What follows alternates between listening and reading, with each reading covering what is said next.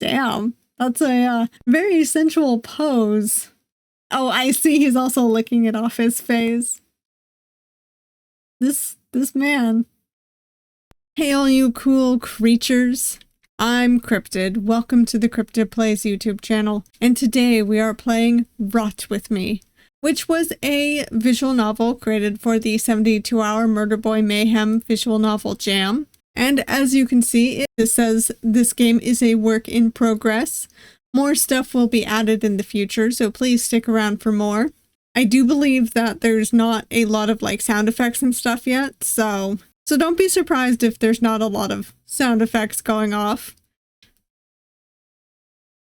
But what this game is about is that you go for a normal hike in the woods and come across a manor. The man inside is very intent on not letting you leave. I do believe this is a yandere sort of visual novel, and this game contains blood, gore, possessiveness, and allusions to Stockholm Syndrome. Do not play if you aren't 18 or older. So,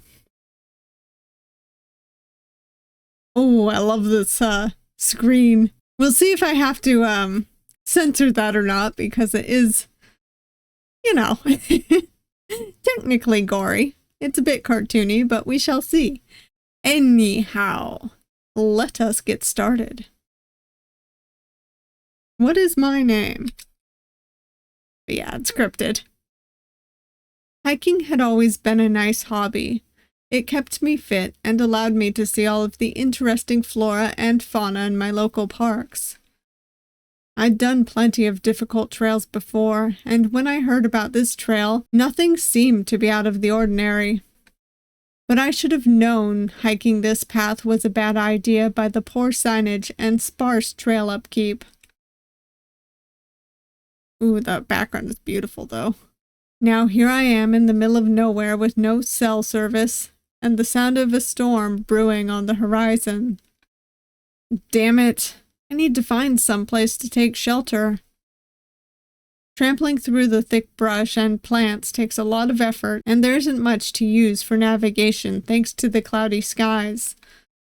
Thankfully, my thick jeans gave me peace of mind that nothing will give me a horrible rash. I'll have to check for ticks later for sure. It takes a few minutes before I can start to make out a clearing in the distance, and I keep making my way through the tall grass until I reach a large open meadow dotted with wild clovers and other flowers. At the edge of the meadow is a large manor that stands in stark contrast to everything else. It is offensively white, with opulent filigree and golden bird motifs around it. By the way, I'm trying very hard to not let my S's, whistle, because I know they kind of can, and without a lot of sounds going on underneath that, it kind of makes for probably a more obvious sound. The idea of a manor this pristine being this far out in the woods is curious at best, and suspicious at worst, but my options for shelter from the rain are extremely limited. As if triggered by the thought, I can feel a drop of rain on my shoulder. I guess I'll take my chances with the house. I take a running start across the field to the manor until I ascend the now muddied white stairs. The curved golden handle is cold against my hands as I open the door and I enter inside. The carpets inside are a deep navy blue, and I take care to remove my boots and leave them off to the side so as not to ruin it, making sure to roll up my pant legs and check for any ticks before rolling them back down. I take a deep breath as I finally take in my surroundings. Compared to the exterior, the inside of the manor is dark. There doesn't seem to be any electric light fixtures. There only seems to be unlit oil lamps dotting the walls. The cobwebs are just as prevalent the more I look around the foyer. A thin layer of dust covers the entrance table as if it hadn't been used in years. Probably hasn't. I'm dragged away from my thoughts by a distant humming coming down from the extravagant split staircase. It's hard to make out properly, but there's a tall figure descending the stairs, the deep voice humming a song I'm not familiar with. The figure stops at the landing of the staircase and makes eye contact with me. It's odd that someone would be in a house this far in the woods, but at this point, anything can happen. I'm so sorry, there was a really bad storm coming and this was the only place to take shelter. I'll be out of your hair as soon as it stops. The figure descends the last flight of stairs a bit faster than felt necessary. The man who stood before me was tall and built, and despite being in the middle of nowhere, he looked very well groomed. Whoa, I like his design. The billowy shirt, the trousers that look like they're from the 1800s, and I wouldn't doubt that they are. You have nothing to worry about, darling. You may stay in my home as long as you like. His accent is thick and vaguely Eastern European. Before I can say anything else, he grabs my hands and pulls me closer. While I can manage kind of like a vague approximation of a Russian accent, I'm mostly just going to give him a deep voice, as deep as I can go. And maybe a slight accent, but not too thick. He brings my hands to his lips and lays a kiss against the knuckles before letting them go. My apologies. I really should be introducing myself before I do something like that. A small blush spread across his face before he takes a step back, creating some distance before he bows. I am Fyodor Mikhailovich Voronin, but you may simply call me Feda. It is a pleasure to make your acquaintance. I give him a small bow in return, but he looks back at me expectantly, as if he wants me to return the favor. If I didn't know any better, this felt like some Victorian period drama. Let's give him a fake name first. My name is Queso. Quite a choice for a fake name, isn't it? It's a little bit cheesy. I said, like a liar. He was a stranger and there was no way you were going to give your name to him when you just met. Queso, that's a very interesting name, darling. The way the word queso rolls off his tongue feels odd, almost like he's never heard the word before. Now, why don't I show you around while we wait for the storm to pass? His question sounds more like a statement as he holds his arm out for me to take. His insistence on politeness is almost endearing as I intertwine my arm with his. He guides me down the hallway lined with similarly opulent doors leading to different rooms in the manor. The tiles are cold against my feet, even when I'm wearing socks. So, what are you doing so far out in the middle of the woods? My family's home has been here for centuries. There used to be a road leading up to it, but it's long since been lost to time. I rarely get any visitors anymore. You're the first person to come in at least a decade, I think. Is it bad I've lost track of all the time I've spent here?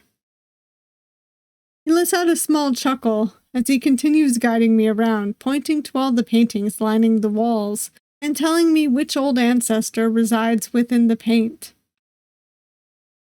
Each painting is meticulously labeled with the person's name, date of birth, and death date. The styles varied depending on what seemed to be more in fashion at the time. Let's ask about his scars. Where did you get those scars from?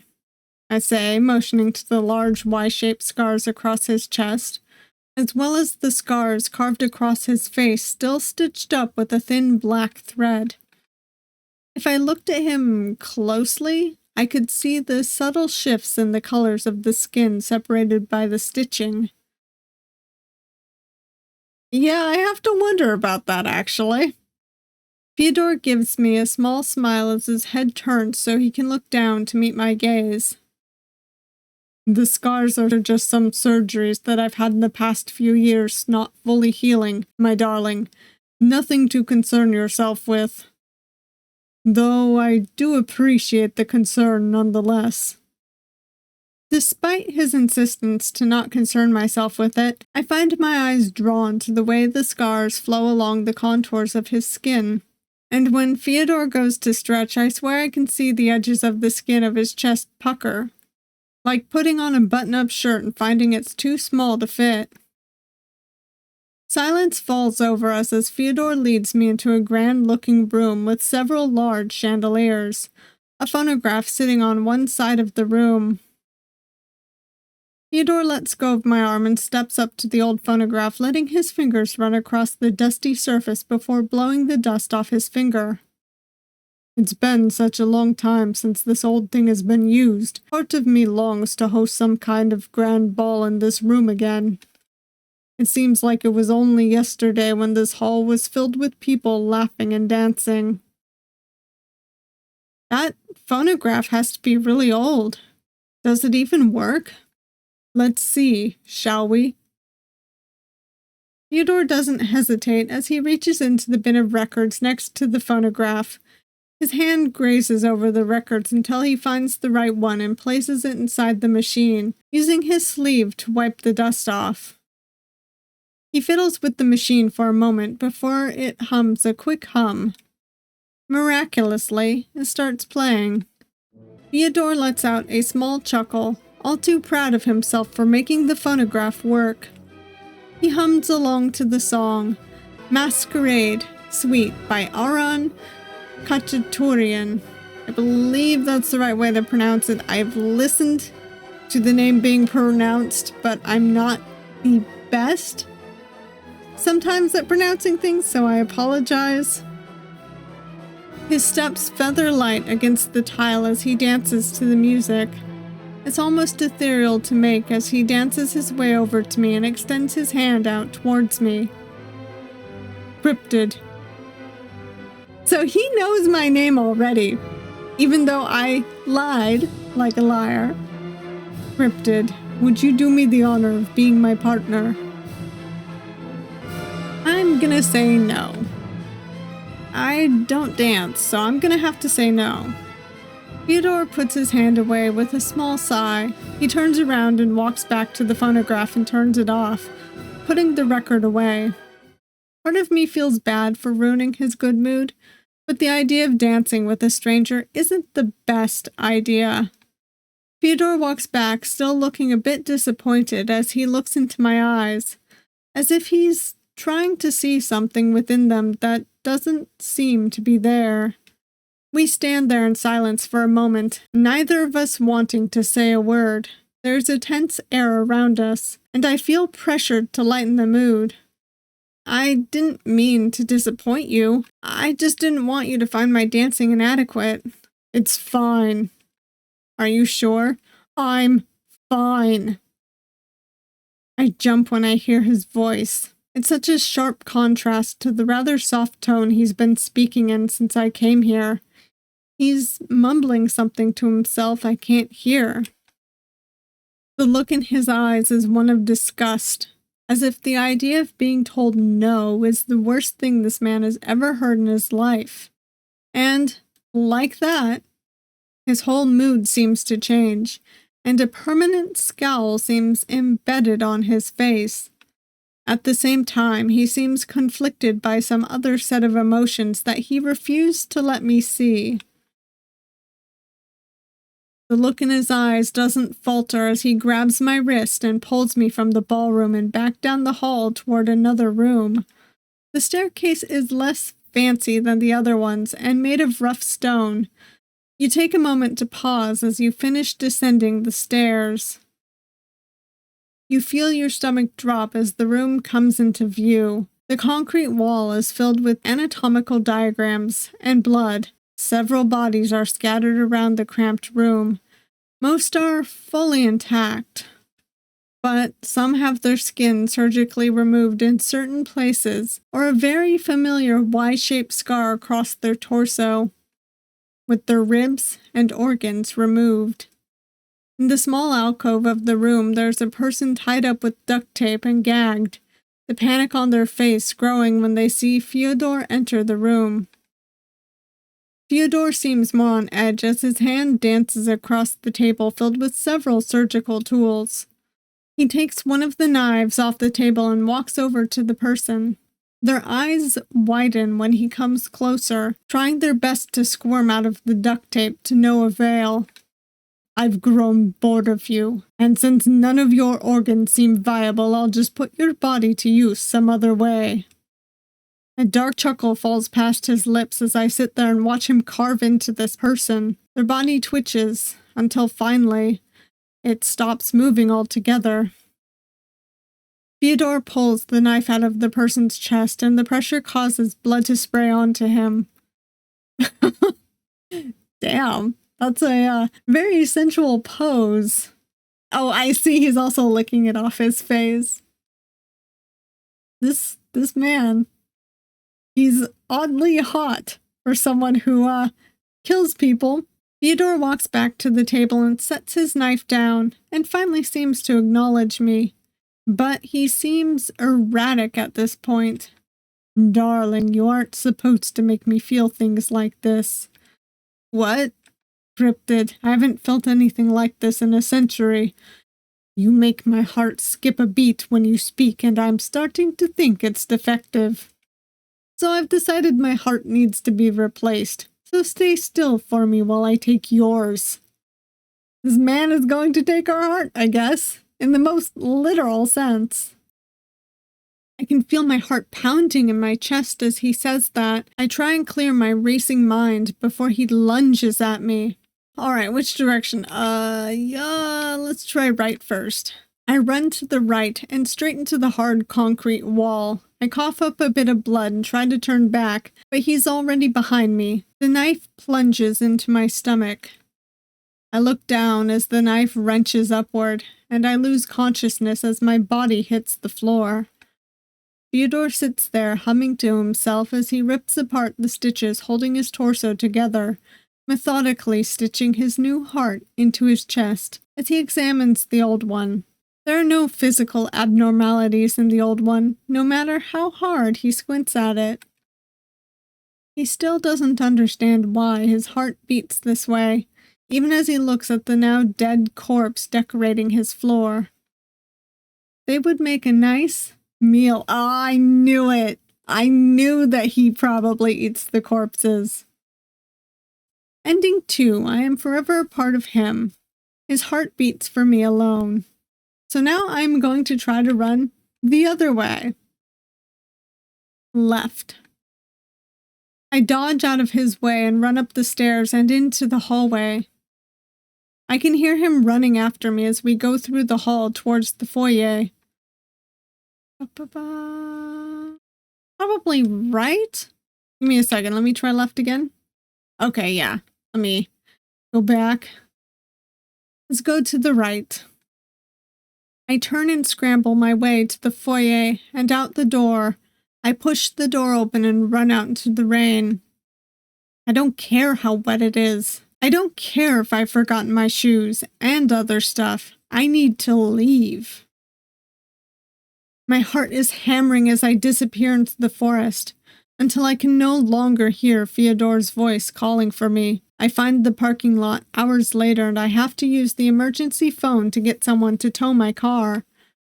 I've explained my story to the police about 10 times now and I was finally able to make them search for the manor. 5 officers went on that search and only 1 came back. My hiking boots, my IDs, and my car keys in hand. He hasn't said what happened to everyone, but I know deep down they're dead, and somewhere in that basement, and I worry every day that one day I will be there again, finally forced to give up my life for him. Ending 1, my mundane and stressful life returns. Will it be over? So I assume now I have to be nicer to him to get the other endings? As far as I know, there's 6 endings, so we have to get 4 more. Okay, we're giving him our name. My name is Cryptid.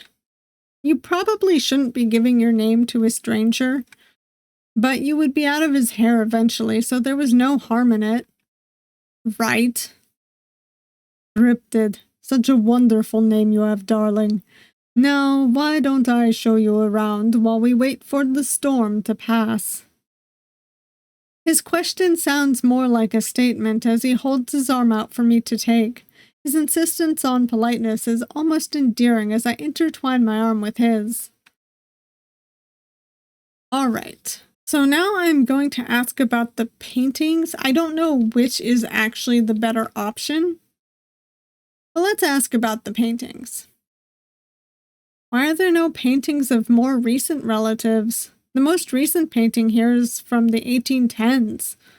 Also, do you have a painting we haven't seen yet? Firstly, the tradition itself fell out of fashion after I had my picture painted. As for my painting, I prefer not to show it, as it doesn't feel the most flattering to me. He looks away to the other paintings, a sullen look on his face as he continues guiding me down the hall, his shoes clicking against the marble tiles. I had no idea what he could possibly see as unflattering, since the other pictures seemed to portray such stagnant normalcy to them. Like the idea of posing for such a painting was nothing more than a chore, a requirement to meet someone else's standards. Then again, Fyodor seems like a person that vehemently despised the idea of being seen as normal. Silence falls over us as Fyodor leads me into a grand-looking room with several large chandeliers, a phonograph sitting on one side of the room. Cryptid, would you do me the honor of being my partner? Okay, so we are going to say yes this time. Dance with him. I wordlessly reach my hand out, and Fyodor smirks as he pulls me close enough that I can smell the cologne on him. It's a rich, woodsy scent, but I can swear there's another distinct smell. Could it be, like, rot? Probably more like embalming fluid then. It's chemically, and it burns my nose the more I sniff. His hand on the small of my back pulls me from my daze, and onto the dance floor with practiced expertise. His gaze is steadfast, and his hold is firm. My socks are slippery against the tile floor, but I couldn't care less as I'm methodically swayed across the floor. Each turn, dip, and check leaves me in awe of the way he commands the room around him. Even though the room is empty, it feels like there are a dozen eyes watching. And the only thing they care to watch is us. I almost forgot I'm still wearing my scruffy hiking pants and a t-shirt. I'm pulled out of my thoughts by Fyodor pulling me close as the song crescendos, and my heart skips a beat when his face is centimeters from my own, a proud smirk on his face when he does so. As the song dies down and the phonograph stops playing, I'm left speechless as Fyodor's touch lingers on my sides. We let out a shared breath as we calm ourselves. I swear I can feel my heart beating out of my chest as I finally pull away from him. Our eyes meet, and I swear I can see something in his eyes before he blinks and looks away. He seems surprised, almost in awe of something, but he quickly redirects as he turns back to me. That was magnificent, darling. I thank you wholeheartedly for such a thrilling experience. I've never danced with someone like that before, Feda. Well then, we will have to do it again sometime soon, my darling. But there's an emotion I can't seem to place in his eyes. A sense of disgust? Whatever it is, he's mumbling to himself, and it's starting to concern me. The look in his eyes doesn't falter as he grabs my wrist and pulls me from the ballroom and back down the hall toward another room. You feel your stomach drop as the room comes into view. The concrete wall is filled with anatomical diagrams and blood. Several bodies are scattered about the cramped room. Most are fully intact. Alright, let's see what happens. Darling, you aren't supposed to make me feel things like this. Darling, you aren't supposed to make me feel things like this. What? Cryptid, I haven't felt anything like this in a century. You make my heart skip a beat whenever you speak, and I'm starting to think it's defective. So I am going to keep you here for a while until I figure out what I should do with you, darling. Okay, so we're not going to die this time. Yet, he says, leaving the room and walking back up the stone stairs until I hear a click of what I assume is the door. Looking as I'm left to my own devices in this room. I look around the messy assortment of stuff strewn across the room. Bodies that have long since rotted away, and those that seem to have freshly ripped out organs. What will you explore? Ooh. The fridge?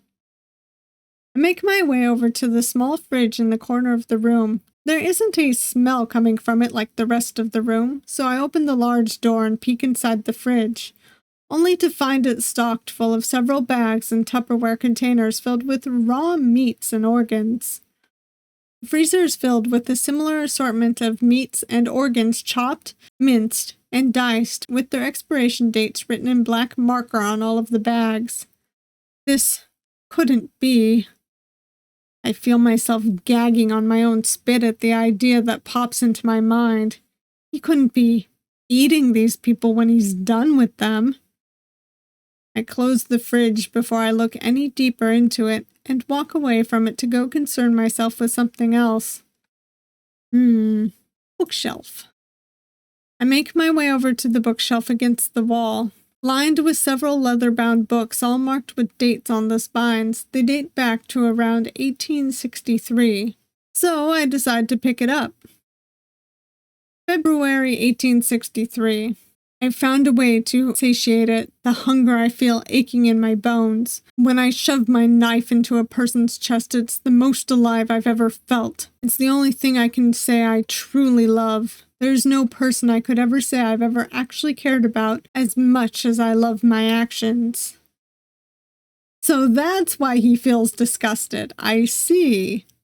Because he feels he shouldn't be loving us. Feels a bit too soon for him to fall for us, but you never know. But I can feel my body rotting. I refuse to let it rot when I'm not done yet. I want to indulge more. I need more.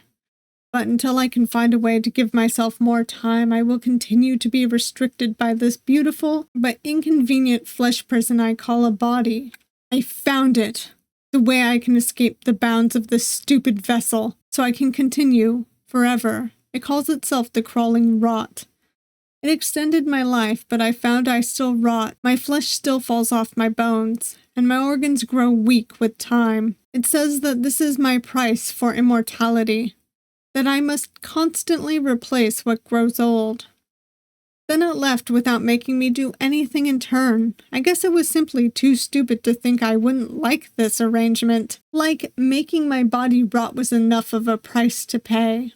Either way, I'm happy, and it's not like I'll ever see it again. The name signed at the end of the page takes up about half the paper alone. Fyodor Voronin. What the hell did I just read? Has he been alive for the past 160 years? The second page contains the spell he used for summoning the entity he spoke of, the crawling rot. The only thing I would need would be a dagger. What will you explore? The table. I find myself wandering over to a table with a set of 3 drawers. I open the top drawer. It's a mess with things strewn about every which way and piled upon the back of the desk. The top of the table has nothing of interest to me, just several demonic symbols of sticky notes that I'd rather not test to see if they work. The inside of the drawer is cluttered with a dozen pens and pencils and other miscellaneous knickknacks. What draws my eye is the ornate dagger lying next to the other random things. It looks surprisingly sharp for something that looks more ritualistic in use. Regardless, I pick it up and put it in my back pocket for later. What will you explore? Think I'll wait for Fyodor for now. There's no way you're summoning something for some small chance of possibly being able to escape. I tuck myself into the cleanest corner of the room and wait for what feels like an eternity, until I hear a small click and the sound of footsteps descending on the stair. I can't bring myself to do much as Fyodor walks up to me and cups my cheeks in his hands. He seems calmer now at the very least. Cryptid, my darling, I've taken some time to think, and I've decided that I will let you live here, with me. I don't understand what you make me feel, but I don't think it's as harmful as I first thought. He couldn't be suggesting he's in love with me, is he? So what do you say, my dear? Will you stay with me? Let's say no, crossed out first. It's not like I can say no to him, knowing how badly he reacted to it the last time. I bit my tongue, and that's what I continue to do as I stay in this house. My phone is trashed in one of my arguments. My ID's trashed in another. Fyodor knows I hate it here, but his insistence on loving me is sickening and suffocating. I will stay here until the day I die, and even then I will forever be a part of him.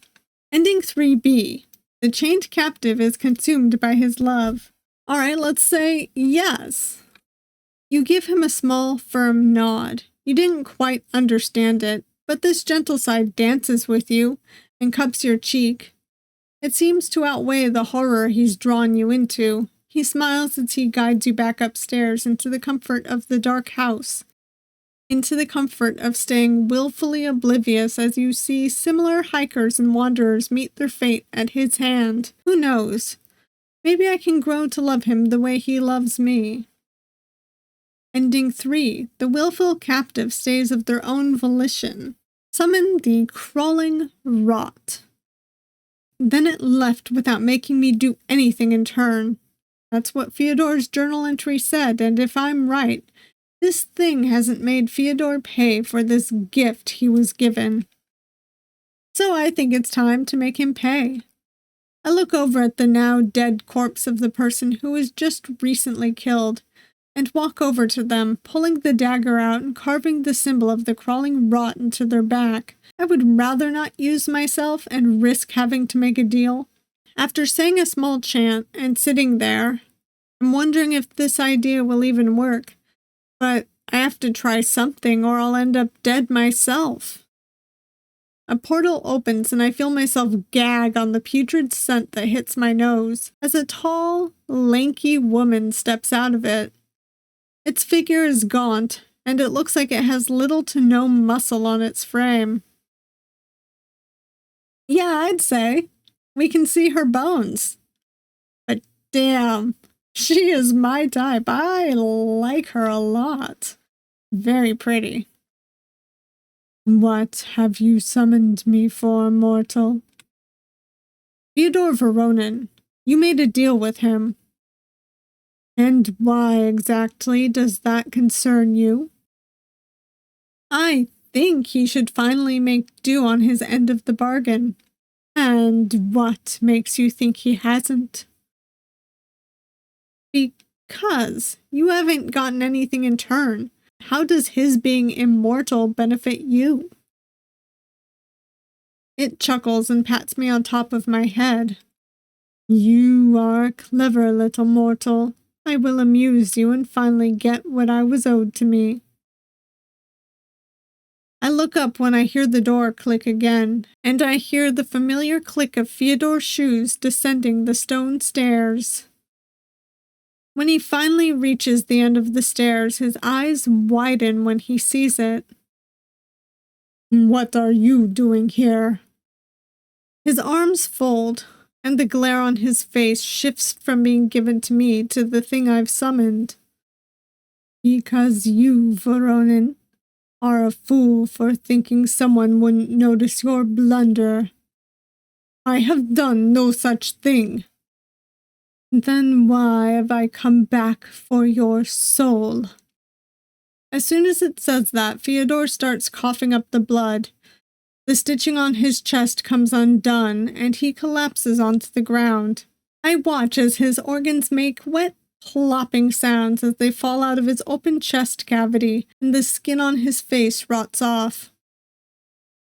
Darling, you're not just going to let this happen, are you? Help me! Help me! Help me!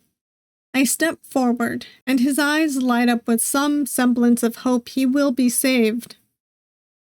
But I'm in no mood for saving. I stand there and watch as his still rotting and thrashing body is pulled into whatever plane exists beyond that portal. A smirk on my face as whatever hope he had in his eye disappears. I'm left alone in the room with the crawling rot, and it hums approvingly to itself. Mortal. Yes, I have a proposition for you. I raise my eyebrow, skeptical as I look at it, and it chuckles again. There is no need for that. I wish for you to become my debt collector, shall we say. Debt collector? I have more people like Voronin in need to pay what they owe me. What do you say? Will you make them suffer with me? I'm gonna refuse first, but my real answer is hell yes. I shake my head and keep my hands at my side. I would rather return to my normal life and forget this happened. It nods and goes through the portal again. The nauseous smell dissipates, and I ascend the staircase and make my way through the hallways and back to the foyer, put my boots on, and I'm out the door. Ending 4, he will stay there and rot without me. I am going to take your hand, darling. I take its hand, and my body immediately feels like it's on fire. Red tattoos ebb and flow across my skin before they situate in their rightful place. The way they etch themselves into my skin feels right. And as I follow the rot into the portal, I leave whatever is left of me behind and accept the embrace of the putrid flesh. Ending 5, a devout follower of the rot and viscera. Excellent. I mean, I don't mind joining her. She seems not too bad. That was Rot With Me. I honestly think this visual novel has a lot of potential. I already very much enjoyed what we got to see of the work in progress, and I loved the concept of someone summoning a creature to gain immortality, but the only way to stay alive is to replace body parts as they age. It's just gross and creepy and honestly makes for a good horror premise all around. In fact, I loved the entire idea of the crawling rot. The realization that we could not only summon her, but we also quickly found out that she did indeed want something in return for her gift of immortality was a fun turn of events. She was certainly not a benevolent creature by any means, but she was far less scary than Fyodor overall. And I love that she didn't mind at all whether or not we helped her. Of course, helping her and becoming her follower happened to be probably my favorite ending. And if we choose not to summon her, it is a fairly chilling idea that we are stuck with Fyodor whether we like it or not. But honestly, I loved both Fyodor and the crawling rot. Their designs were equally gorgeous in different ways, and they both had personalities that were fun to deal with. Fyodor was much more cruel and hardly felt affection for others, and the rot was indifferent for the most part. But she was very calm and gentle in her own right. Being her follower probably wouldn't be too bad, so long as one doesn't mind basically rotting to the bone once they agree to follow her. Overall, I thought the story and writing was quite decent. I was mildly surprised Fyodor caught feelings for us so quickly, but I don't tend to question that too much in yandere-themed stories. I think the only thing about this visual novel that might need a bit of improvement was when the perspective went from first person to second person, i.e. when it went from saying I/me to you. And while it was understandable, like, I knew where the writing was going, it did kind of mess with the flow. But that's basically the only thing that I think needs to be fixed. And overall, it was a very fun visual novel. I hope you all enjoyed this visual novel as much as I did. It was a fun, kind of gross experience. And if you did like it, please hit that like button. And if you want to see more of me, but you haven't yet subscribed, please subscribe. I upload videos every Monday, Wednesday, and Saturday, and sometimes extras and shorts randomly throughout the week. I also stream on Twitch on a kind of ever-changing schedule, but usually Thursday, Friday, and Saturday. And Fridays are usually twice a month, though they have been known to be more, and sometimes less. And I hope to see you all next time. Bye!